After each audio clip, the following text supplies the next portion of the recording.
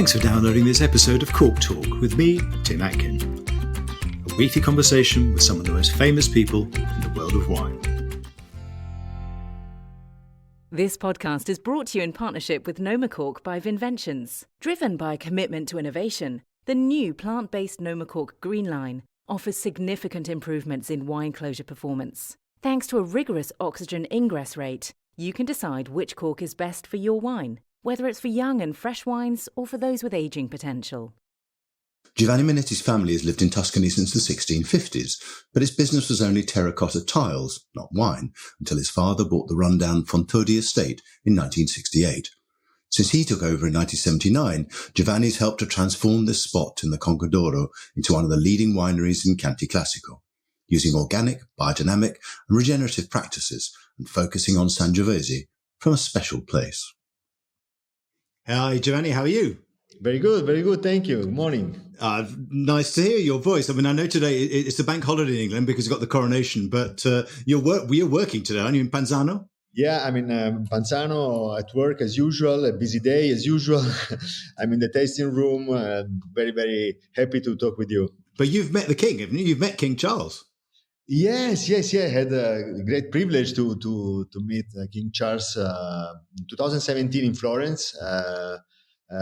They arranged a wine tasting and they asked me to pour my Flaccianello to him, and it was a very, very nice meeting. We talk about organic and sustainability because he's a real pioneer and a great expert about those matters. So it was very, very nice meeting him. And does he like wine?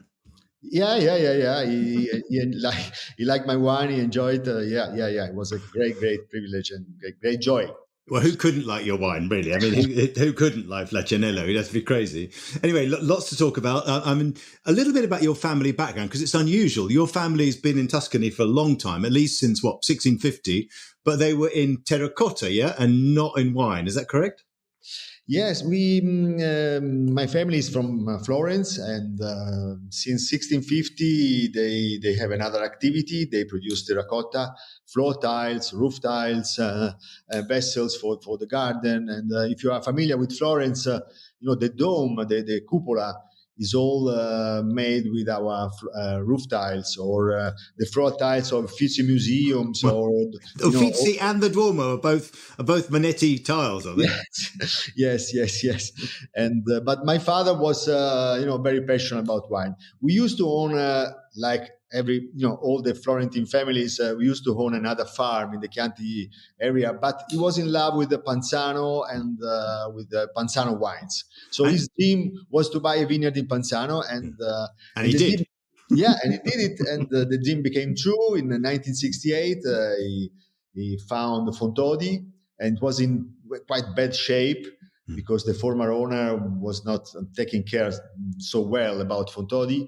So he started to restore the buildings, to replant the vineyards. At the end of the day, after working in the other company, he used to drive immediately to Fontodi and doing all the extra work. I mean, you were 5 then, weren't you? And yet you kind of fell in love a little bit with Fontodi too, didn't you?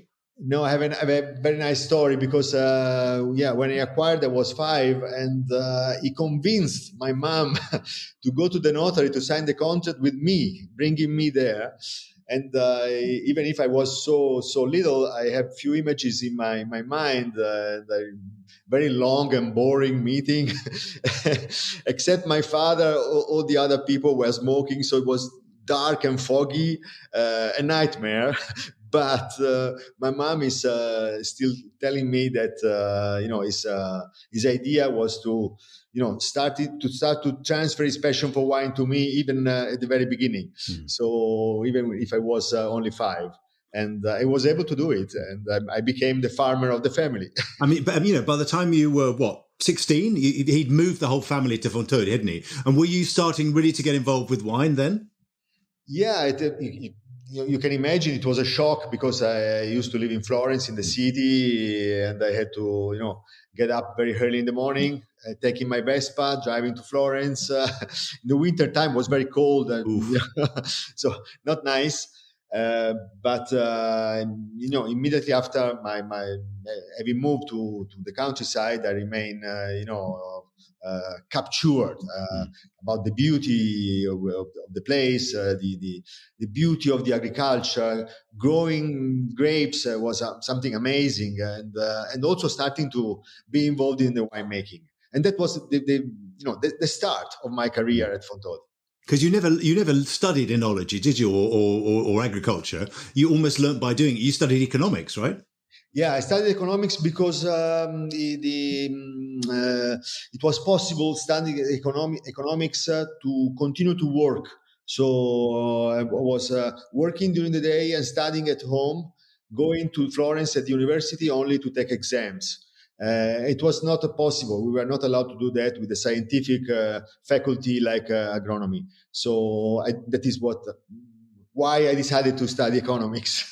But it's always useful to run a business and to manage a company. It's very useful. Why not? But I have to study also by myself. The physiology of the vine and the winemaking. And I had also some mentors. Who were your mentors? Who taught you? Yeah, one of them, the most important, is Franco Bernabei, that joined me in the same year, 1979. That was really a turning point for Fontodi, 1979. And what I know about winemaking, I learned by him. And also, an old cellar master called Beppino and another vineyard manager called Guido. They're all my mentors, and I have a beautiful memory about them, about the time spent with them. It's the best way to learn. So you learn from the people who've been there a long time, but you learned with Franco Bernabei, who was already a very famous consultant in Tuscany, yeah? Yeah, so I had I was quite lucky to talk at the same time with a professional person with a lot of scientific preparation and the old employees with a lot of experience. Yeah, that's the best way, isn't it? Yeah, the combination of the two was something magic and worked very well, I think. Just tell us it, because we'll learn later you're the president of the Consorzio of Chianti Classico. Just give us a little overview of Chianti Classico, where it sits within Chianti, how many hectares there are and how different it is in terms of altitude and soil types and things like that. Yeah, the Chianti Classico is the wine region located right in the heart of Tuscany, south of Florence, north of Siena. So right in the middle. It's a beautiful hilly area. The elevation is quite high. The vineyards are located between 250 to 700 meters, so quite high. It's so varying, so it's a very complex area with a lot of different combination of natural factors. So exposure to the sun or soil composition, 11 different soil formation, geological formation. And so there are multiple combinations of good natural factors, but believe me, everywhere there are ideal conditions to make an outstanding wine. There are 7,000 hectares under vine, but the surface under vine is only 15% of the total surface of the territory. That means that there is a lot of surface covered by forest, by woods. And it is very positive because the woods can make the microclimate cooler because they absorb more rain when the rain comes, and it's also a great source of biodiversity because the forest is a natural environment. So that is it's very helpful to have all those woods around the vineyards to make a much better wine, even if the climate is changing. And who owns the woods? I mean, are they state-owned? Yeah, they're almost the same farms, the same estates. They own together with the vineyards and olive groves. They own the woods. Yeah, they have chestnut or oak trees or something else. And what about Panzano, where you're based? I mean, I know this valley, people talk about it as the Conca d'Oro, don't they? The golden shell. Are you in the golden shell? Yeah, we are in the golden shell, and the golden shell is the valley that opens up south of Panzano village. It's like a basin. It's like a natural amphitheater with a full southern exposure. So golden because there is lots of light. It is quite warm during the day, and that is very important to to allow a full ripening of the grapes, of the fruit, providing a richness, good concentration, and the structure of the wine.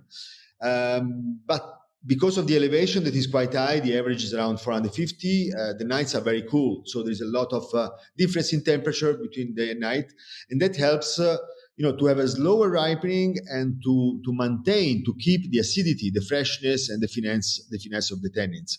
It's also very open to the west side, so there's a nice breeze from the ocean, from the Tyrrhenian Sea, every day in the afternoon, keeping the grapes, healthy, very healthy. So it's really a magic place. Also, by the soil point of view, there's a lot of complexity. 3 different kinds of soil, all of them very rocky, allowing a perfect drainage and with a lot of calcaire. Calcaire is something very, very important to maintain the acidity. You can taste that in your wines, I think, as well. That sort you can taste a little bit of chalky finish and the freshness at the end. And you've got 110 hectares now, I think, and most of that is Sangiovese. So how much of the 110 hectares would be Sangiovese? 95% of the vineyards are planted with Sangiovese. The rest is a little bit of Sauvignon Blanc and Trebbiano to make a white wine called Meriggio, a little bit of Pinot Noir and Syrah to make 100% monovarietal wines, and a little bit of Malvasia to make Vinsanto. The rest is Sangiovese to make the main range of Fontodi. I mean, Sangiovese is quite a difficult grape to grow, isn't it? And especially when you look outside Tuscany or outside Italy, really, nobody's really been successful growing it in the New World. I mean, Argentina a little bit, maybe in Australia.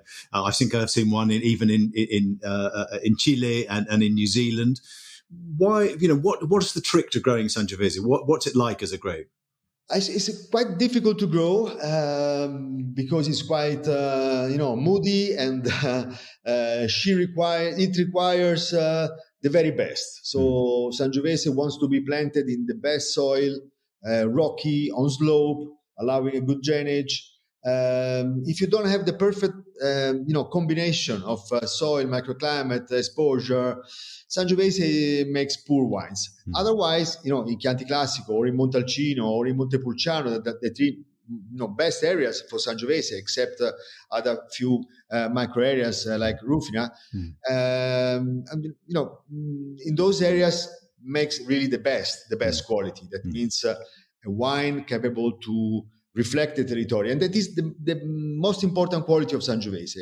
I like to say Sangiovese is like a photo paper, so Sangiovese doesn't have strong varietal characters, but it has the capability to remain impressed by the terroir flavors, the terroir characters, and that's a beauty. It's a beauty because it's something that can really help us to make wines with a stronger identity, wines with more uniqueness that cannot be replicated in another part of the world. So thanks God, only in Tuscany you can make a great Sangiovese-based wine. And tell me a little bit about clones, because there were some very bad clones planted in the 70s in particular, in the 60s as well, but more in the 70s, I think. I mean, tell us about clonal material and how important that is.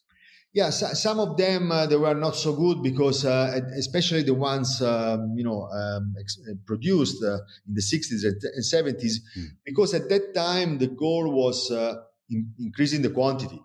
So the goal was quantity, not quality, or reduction of the cost. So the clones coming from that period, they make very big bunches with big berries and a diluted wine. And it was very, very important to, the Chianti Classico 2000 project, that is the name of an experimenting project, started in 1990 and ended in 2000. And they discovered 10 different clones that are really, really good. But in the same time, some of the best estates in Chianti Classico, they made selection by themselves. And even in Fontodi, we did massal selection. Now we are at the 3rd level of massal selection. That means going in the vineyard and, trying to select the vines that are producing the best grapes and reproducing them and replanting in another parcel the same selection. Doing that, you can really have, your materials. Okay, yeah. So a Sangiovese that is really suitable for your place. Would you rather like a Massel selection than a clone then? Yeah. It's we always start from a muscle selection, and then we go to reducing little by little the number of individuals to a smaller group, the very best of them. Tell us a little about the way you farm, because you're certified organic. You also use some biodynamic practices, don't you? And you're very interested, and always have been for a long time, in what we now call regenerative agriculture. That's using animals in the vineyard. Can you just tell us a little bit about the way you farm and when you started doing that? Because it's very interesting.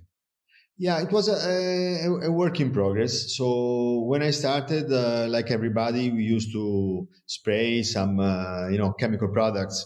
Not so much, because even my father was quite sensible on that field. But that was the quite normal to do that. But I didn't feel very well, because when I was walking in my vineyards, the smell was not so nice, and during the flowering, I was unable to feel the smell of the vine flower, and I was like in chain, So I wanted to break the chains, and I started asking to my older employees, how could you do? How could you make great wines in the past, before the Second World War, without any chemical process? And they told me, don't worry. We can do that, and go back to copper sulfate and sulfur, so the natural products to spray, or go back to cow manure to fertilize the vineyards, and you don't have any problem. And so I took a risk, of course, but I started in a parcel, the best parcel. So I started from the best parcel, from Flaccianello Vineyard. And immediately after, I extended to the rest of the property, and with a lot of success. 10 years after, again, as a work in progress, I reintroduced a cattle, starting from 4 cows. Now I have 65 cows. So, so I increased a lot the population of cows in my farm. Because I was very curious and interested in the principles of biodynamic. But there were also the principles of traditional agriculture in Italy, because many years ago, everybody was doing that. All the farms used to have cows to produce manure, combining the manure with the fermented skins or stems, or the residual prunings of the vines, putting all together, letting ferment this compost. It is something really amazing. It's a bomb of vitality, a bomb of fertility, and so you can increase the healthiness of the vines. They produce a better quality. They can defend much better against enemies like fungus, bacteria, or insects, or what else. And also we can really increase the terroir flavors, the sense of place, because reducing the interfering from outside, maximizing the internal resources, that is something that can really give us an extra quality. So you're using mulching below the vines, and you're using cover crops between the vines? We use cover crops. We put fava beans where we need to add some more nitrogen, or a mix of other vegetation, of other kind of type of grasses. But the cover crop, so grassing the rows, is almost a must right now. Also because of the climate change. When rain comes, you can reduce the erosion. Because what we are facing now, when rain comes, is heavier than before. So it's very important to keep covered the surface of the soil to avoid the erosion. And also when it's in the summer, when it's quite dry, we can maintain more humidity in the soil. And do you plow? We plow just one row every 2 in the winter time to mix the compost to the soil. And after that, we just cut the grass. Okay, nothing. It's interesting, isn't it? Just tell me a little bit about your travels, because you've always been a great traveller. You speak amazing English. Is there any region that you've been to where you've learned a lot, that you've brought it back to Tuscany with you? Is anyone that's influenced you? Yes, of course, and especially at the beginning, when we have to do something different from the former generation. I'm talking about, end of the 70s, beginning of the 80s. I traveled in the best wine regions, in France, of course, Burgundy, Bordeaux, Champagne, Northern Rhone. I'm a big fan of Northern Rhone Valley wines. Me too. But also in Napa, because in Napa at that time, Napa and Sonoma, so California, because regarding the scientific point of view, the wine technologies were much more modern there in California than in Europe. So I've been quite influenced by both of them. And but also, traveling to promote my wines in cities like London or New York or San Francisco was very, very, very important for me to understand, the taste of the wine lovers in those countries, and they really invited me to concentrate all my efforts on quality and to make, trying to make a better wine. I want to ask you also a little bit about the so-called Super Tuscan movement, because you've talked about the 70s in Tuscany being a time of change and not all the wines were great. And there was kind of a rejection of that in a way, wasn't it? And 1981, you weren't even 20. You created Flaccianello, which is one of the great Super Tuscans. How did the movement start? Were you talking to each other? Were you influencing each other? No. This was quite funny. It was a spontaneous movement. I like to say a sort of revolution, something really that broke the rules, because the situation at the time was quite bad. There was an ocean of wine made in Chianti Classico, and first of all, the Super Tuscan movement, with the only exception of Sassicaia, was born in Chianti Classico, and the reason why was because there was a big crisis in the Chianti Classico region. A lot of wine of poor quality, and the demand was not enough, was not, asking for all that quantity. So we had to do something different. And another point was a wrong blend, because at that time Chianti Classico was a blend of Sangiovese, but with 15% of white grapes. And adding the white grapes, the white must to the Sangiovese was meaning, diluting the wine and making a wine without any, depth or richness or structure, and incapable to age. So we had to do something different, and so reducing the yield, going towards 100% Sangiovese, introducing the small barrels, the barriques, or taking care of all the process with a much more professional approach, like malolactic fermentation, for instance, or the temperature control, or stainless steel tanks. All those things that we introduced at the time were very, very necessary to change the situation and to make a much, much better quality. And immediately those wines were successful. And Flaccianello was one of them. And what about French grapes? Because some people use Cabernet and Merlot, even Syrah in some cases. Was that something that appealed to you? Not so much. I regrafted only a few rows in the Vigna del Sorbo with Cabernet Sauvignon, making a blend. In fact, Vigna del Sorbo at the beginning was a blend of Sangiovese with 10% Cabernet Sauvignon. But little by little, I reduced that amount, and after 2011, also Vigna del Sorbo is a 100% Sangiovese. That is what I like. For all my range of Chianti Classico and also Flaccianello, all my wines are 100% Sangiovese. I like purity. I like the use only Sangiovese. Tell us a little bit about your winemaking style, because you've said you started at the same time as Franco Bernabé, who's a great friend of yours. He still works with you as your consultant.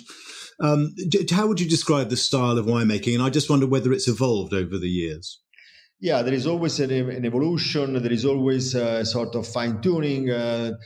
We have always a lot of experimentation, that we do. And but if I can concentrate all my ideas or my philosophy in one word, I think the right word is respect. So respect for Mother Nature in the vineyard, being organic and biodynamic, and also in the winemaking, trying to respect the territory, so to let express the territory. In fact, when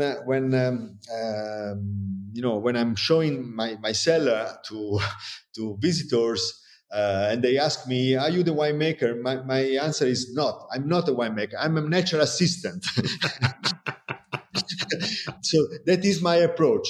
I try to do my best to let Fontodi, Panzano, the nature, give birth to a wine, and so respect is the key word. Yeah. And tell us a little bit about the type of oak you use, and also amphoras, because you're using terracotta amphoras, aren't you? Made from your own terracotta as well these days. Yeah, all my wines are aged for a couple of years. I use in the same time small barrels, so 225 liters, and larger cask that is more traditional, so 25 to 50 hectoliters. Both of them made with the French oak that I think is much better with my wines. And also in the last 15 years, I restarted also to use amphoras. That is something very romantic, because it's like closing a circle, for more than one reason. Because amphoras are made in my other company by my brother Marco. We used to make amphora. So my grandfather used to make amphora for wine until 1930, and then probably the demand, there was no more demand of them, but we kept the recipes to make it again. And also because the amphoras are made with galestro clay. Galestro is one of the main type of soil that we have at Fontodi or in Chianti Classico. So it's like going back home for a wine, going back to a container, to an environment made of the same clay where the vines has the roots. So the amphora and the clay of the vineyards are the same thing in a way. The same thing. So it's probably the most natural, type of container to let the wine, ferment or age. Yeah. They are very, very interesting also because they don't give to the wine any spiciness, but the wine that you can get from the amphora is very pure. Just flower, fruit, minerals, and so it's something very, very interesting. And also in the Flaccianello, a few years ago, we started to add a little percentage, like 2-3%, like salt and pepper, when you're preparing food. So in order to give to the final blend an extra freshness. And it works. But not only because I'm emotionally involved, because it really works. It really does. Yeah, okay. I think you make two wines that are called Gran Selezione, don't you? Can you just explain when Gran Selezione started and what's the idea behind it? Yeah, the Gran Selezione is a new category of Chianti Classico that has been introduced back in 2014. So now we have a sort of pyramid with 3 different levels. I'm talking about the general appellation, Chianti Classico appellation. The base is composed by the Chianti Classico Annata, Tucur. In the middle, there is the Chianti Classico Riserva, and at the very top, Chianti Classico Gran Selezione. To be a Gran Selezione, a wine must be made selecting your best grapes, because they should come from your own vineyards. So it should be an estate grown and estate bottled wine. And only the vintners, only the vine grower knows perfectly where are located the best grapes. So you have to imagine in your mind, especially before the harvest, the vintners walking row by row, looking for the best grapes, and selecting the best grapes. You can make your best wine. And the best wine should be a Gran Selezione. The quality is also certified, because when a winemaker wants to make a Gran Selezione wine, should be submit a sample to the certification panel, and they do an analysis, chemical analysis, and also a blind tasting. Only if they say yes, if they approve, you can bottle and label and put in the market as Gran Selezione. And is there a minimum for Sangiovese with the Gran Selezione? At the moment, 80%, but we just modified the production rules. And in a couple of months, I hope the Minister of Agriculture will finally sign the paper, our proposal. And so there will be an increase of the percentage of Sangiovese from 80 to 90% minimum. Yeah. And there will be no more international varieties in the blend. That is another very important step in order to have more purity and in order to compare the Gran Selezione coming from the different sub-regions of Chianti Classico. Because that is another very important point. Tell us about that. This is so-called zonazione, isn't it, that's happening as well, yeah? Yeah, we UGAs, they're called, aren't they? UGA means geographical additional unit, like sub-regions or sub-zones. And so we were able to subdivide the territory in 11 different sub-regions, each one with a different combination of natural factors, but also human factors. That is very important because that is the base of the concept of terroir. Human factors are local tradition or exchanging informations and knowledge between the producers, or the history of the place, the culture, the sense of community, all things that are very important to reinforce, to create an identity, also in the wine. So it was also necessary and useful to subdivide the territory because the territory is so complex and so varying. We don't make the same wine from north to south or east to west. A Chianti Classico from San Casciano is very different from a Chianti Classico made in Castelnuovo Ardenga, the very south. And so it was, I think, even in among the wine lovers, the consumers, I think the desire to know more in depth the link between the wine that they are tasting and the place that gave birth to that wine. I think that desire is growing, is increasing. When I'm pouring my wine in a walk around tasting behind the table with a bottle in my hand, less and less people are asking me how many months in barrels. Yeah, that is something that is not so more interesting, but more and more people are asking me, what kind of soil do you have? What kind of microclimate? Which is the elevation of your vineyards? So those are the informations that they want to know. And writing the name of the sub-region on the label, starting from the Gran Selezione, I think is a great step, in the right direction. So Chianti Classico will become like Barolo or Burgundy, where people know the different villages, ideally, and they'll start saying, okay, this is a different style because it's at this altitude, or it faces north or south or whatever, or the soil type or whatever. Yeah. Perfect. Yeah. That is the goal. And we started to talk about that back in the 80s. So we took quite a long time.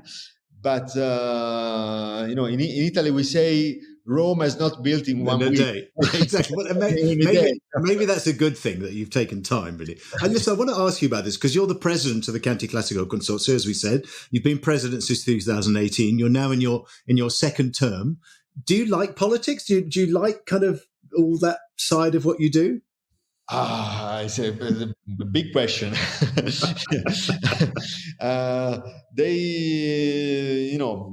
When they asked me to become a president back in 2018, I accepted because, first of all, my children just joined me.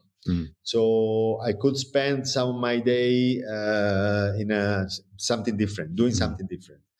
That is the first decision, and also because so many people asked me to become the president, from the larger estates, the largest to the smallest, very small artisans to the bigger company. I hope to do well. I don't know, but it's quite it's a big responsibility. But when things are going good, it's also a great joy, and especially to do something for the community. Yeah, it's sort of giving back. Yeah, and if you've done it for the second time, you're doing it for the second time. It means you must quite like it, right? Yeah, I'm doing the second term. I have one more year to work at the consortio, and then I think it's time to. That's enough. to leave the chair to somebody else. Yeah, I mean, one of the things you're doing, this is very interesting, is you're looking at climate change, and you're planning for the future. Can you just tell us a little bit about what the consortio is doing in terms of that? Yeah, we want to start a new project like the ones we did in the 90s, just to study how to improve how to replant our vineyards in the future, experimenting, the right combination between clones and rootstocks, or experimenting good practices that can be helpful for the vines to resist much better to the extreme weather conditions that we are facing more and more.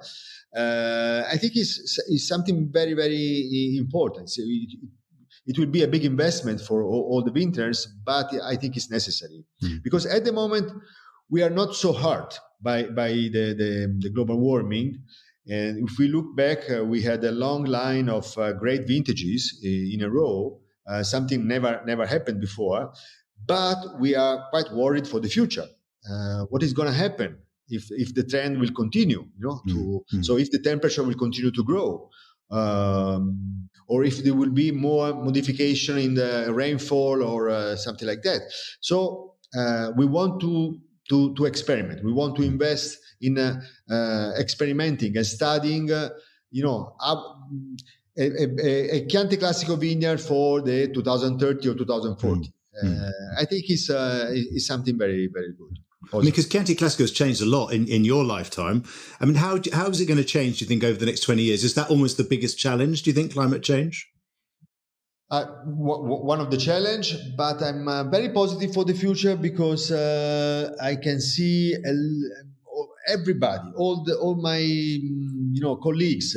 There are 500 different estates in Chianti Classico. It's a large group, but believe me, all of them are committed to quality. So they work very hard day by day to improve the quality of their wines. There is another positive trend that is sustainability, or going to in the direction of organic or biodynamic. At the moment, 60% of the vineyards are grown with organic methods. It's one of the highest percentage. I'm talking about Italian appellation, but 60% is makes Chianti Classico probably the appellation with the highest percentage of organic vineyards. And this is another very positive trend. And another point is, the increase of professionality and a new generation of winemaker or a new generation of vintners with a lot of passion for quality. And, every year in February, we have our main event that is the Chianti Classico collection that we arrange in Florence. And it's a joy for me to discover new wines, new Chianti Classico wines from new producers, from young producers and very talented ones. And there are every year a lot of them, new wines to be discovered, and they are really, really good. So I think that the future will be bright for Chianti Classico. Well, that's good to hear, isn't it? Last question is how you get away from wine. I mean, you've got a busy man, you've got an estate to run, you're president of the consortio. How do you relax? Cycling is what I like to do to maintain in shape, because as you can imagine, I go to a restaurant quite very often and drinking wine and having good food.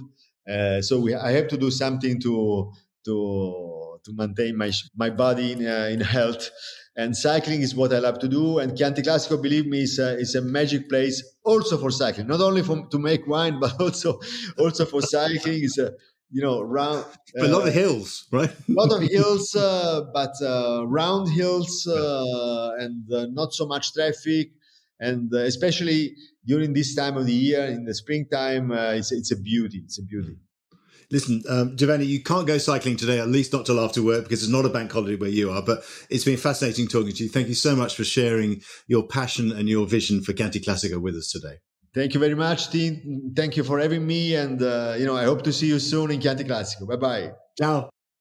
What a brilliant, passionate and fascinating man Giovanni is. And he's lucky to live in such a beautiful spot. Next week on Cork Talk, my guest is David Gleave, Master of Wine from Liberty Wines. Join me then. Thanks for listening to Cork Talk. If you want to read more reports, articles and tasting notes by me, go to my website, timatkin.com. You can also follow me on Twitter @TimAtkin and on Instagram @TimAtkinMW. See you next week.